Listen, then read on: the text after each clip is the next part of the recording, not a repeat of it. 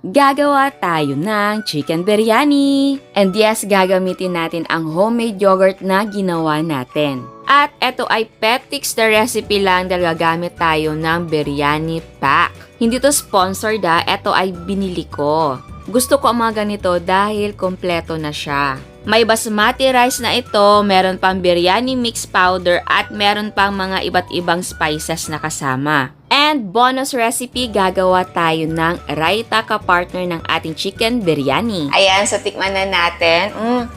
Ang bango! Oh my God.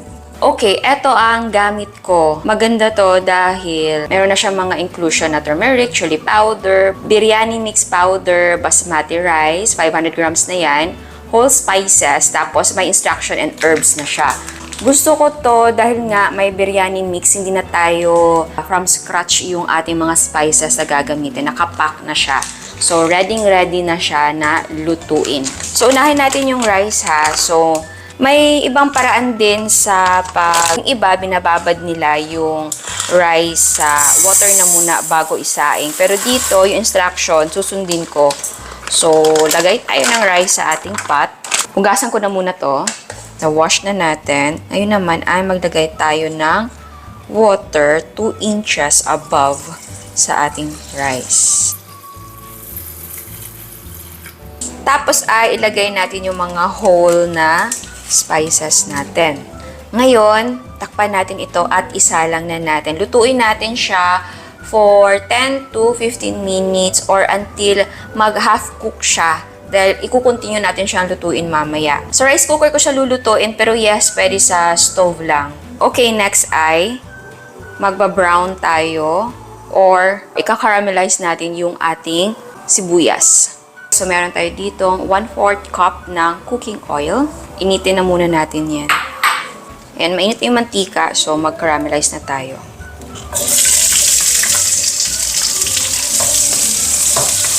At eto na ang ating caramelized na onion. So, iset aside na muna natin ito.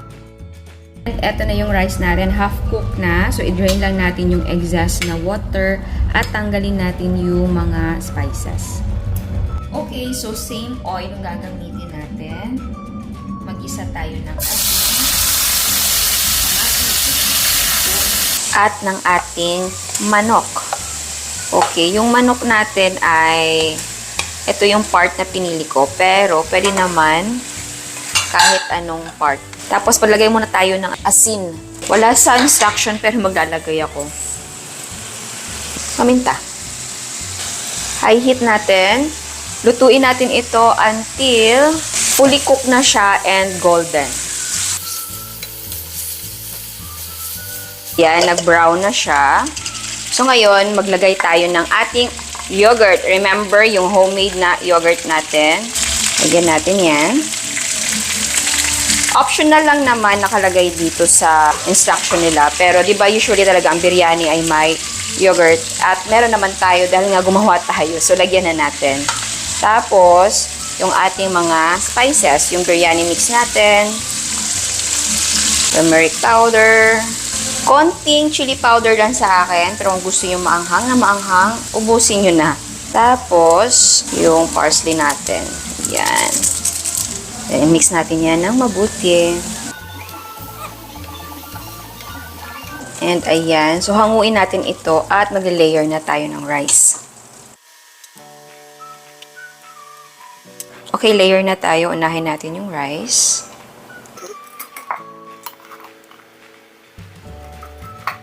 Mas maglagay tayo nung sauce ng ating biryani. Yung caramelized onions natin. Chicken. Tapos cover natin ito ng rice again. And then, sauce natin ulit. Caramelized onion. Optional, dahil may mint leaves ako, maglalagay tayo ng mint leaves. Tapos, takpan natin at isimmer for 10 to 15 minutes over low heat. And after 15 minutes, eto na po siya. Oh. Okay, so i-mix natin siya. Nakapatay na yung apoy ha. Mix na natin siya para ma-coat yung rice ng ating biryani sauce. Pero mas maganda na tanggalin na muna si chicken bago natin i-mix yung ating rice. My God, ang bango niya. Nagugutom na ako. Pero bago tayo kumain, gawa muna tayo ng raita. Partner natin dito sa ating chicken biryani. Okay, para sa raita natin, kailangan natin ng yogurt. So, gagamitin ko yung Greek na yogurt natin. Yan, oh my. Etong raita ay partner ng biryani. So, kung meron kayong extra, mag-raita kayo. Tapos, lagyan natin yan ng konting asin. Eto, simpleng ano lang to ha, timpla ng raita. Kasing iba talagang all out din sila. Naglalagay sila ng mga spices and herbs. So, eto, tomatoes, pipino, sibuyas, and mint. May tanim kasi ako kaya maglagay na tayo. Ayan. Kung ayaw nyo ng thick na yogurt, okay na yung regular yogurt natin. Ayan. So, mag-pack na tayo. Maglagay tayo ng rice sa ating mga microwavable. Pwedeng gumamit ng meal box ha. Kung ano yung gusto niyo yung pang-pack. Kung gusto niyo siyang ibenta or pang-regalo.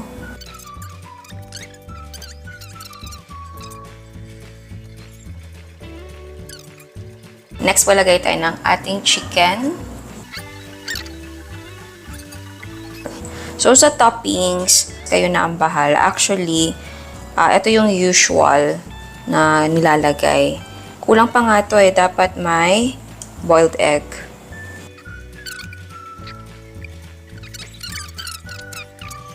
Sa raita naman, kung gusto mo magpabaon ng raita, pwede mo siyang ilagay dito.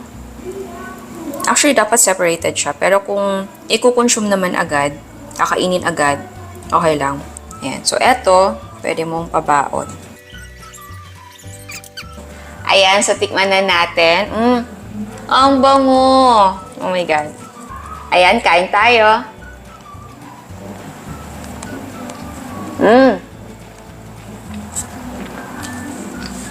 Nakakagigil yung lasa.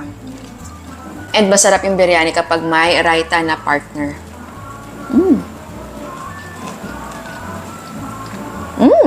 Mahilig ako sa biryani kaya medyo hindi naman mapili. Pero mako-compare mo talaga yung mga biryani na parang kulang sa timpla o yung sakto lang. Pero yung biryani pack na binili natin ay not bad. Ang maganda kasi dito sa biryani pack or kahit anong biryani pack, hindi mo na kailangan mag-start from scratch. Lalo na kapag nag-grind ka pa ng mga spices kung anong meron dun sa biryani mix. Mas madali kasi kapag ganito yung mga ginagamit mo. Pero kung gusto mo talaga gumawa from scratch, maganda din dahil yung quantity ng mga spices na ilalagay mo sa isang biryani mix, masusunod yung gusto mo, di ba? Ito lang kasi kung ano lang yung sapat. Ganon. So, eto din, pwedeng hindi chicken ang ilagay mo. Pwedeng beef or pwedeng seafoods. O, di ba? Pwede mo siyang pang-negosyo na. So, bili ka nito, tikman mo, tapos magmuni-muni ka kung eto na ba yung lasa ng biryani na gusto mo. Honestly, eto ay tama lang siya. Oo, tama lang siya. Hindi siya yung parang underwhelming na taste na parang, parang ang kulang-kulang naman. Hindi ganun. Pero kung gusto mo nga na parang meron ka pang idagdag, pwede. Kasi gano'n naman talaga ang pagluluto. Lalo na kapag may preferred ka na lasa. Actually, may nakita pa akong isa na biryani pack. Yun, meron yung papadom. Alam mo yung papadom? Para siyang crackers. Bibili ako noon, kaso lang, ang mahal ng shipping.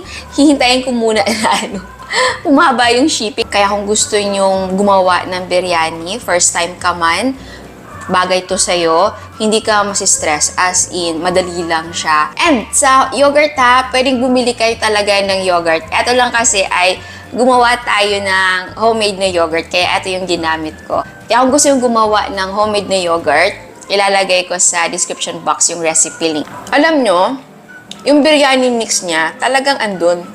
Spot on talaga.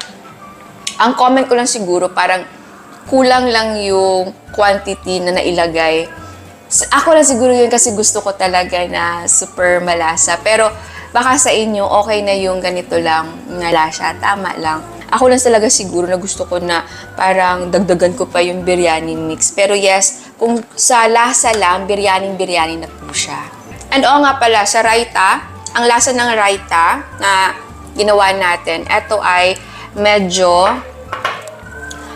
matabang.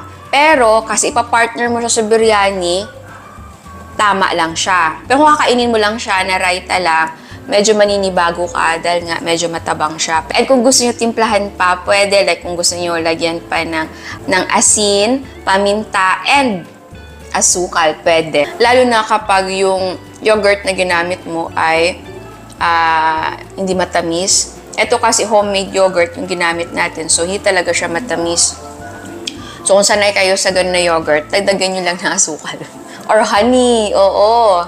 And alam ko, may magko-comment dyan, ay hindi naman ganyan yung authentic style or yung original na style sa pagluluto ng biryani. Sinundan ko lang po yung instruction ng biryani pack natin. And yes, meron talagang ibang process sa pagluluto ng biryani. Ang ginagawa nila ay yung chicken nila, minamarinate nila dun sa mga spices, sa yogurt, ganon. So, next time, gusto ko din gawin yung ganon na process. So, ayan, sana nagustuhan nyo ang recipe natin ngayon. Ciao! At sa mga hindi pa nakasubscribe, please subscribe sa ating YouTube channel and please click the notification bell and please click all para ma-notify kayo sa lahat ng uploads. And please don't forget to like our Facebook page and follow us on Instagram. Thank you!